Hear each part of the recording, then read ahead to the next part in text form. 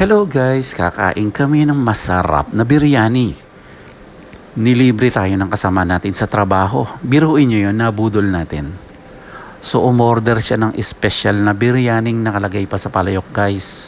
At nababalutan ng tinapay sa ibabaw. Masarap yan.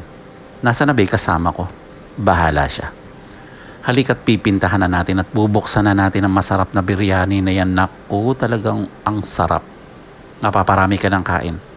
Excuse me. Talagang, excuse me, hello? Yes. What are you doing to my food? What food? That food. This is my place and that is my chair. This is your place? Yes.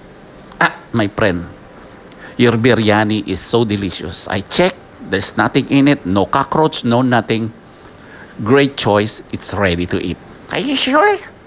Yes. Hindi pala sa akin to. Naku, sabi kasama ko, enjoy your food.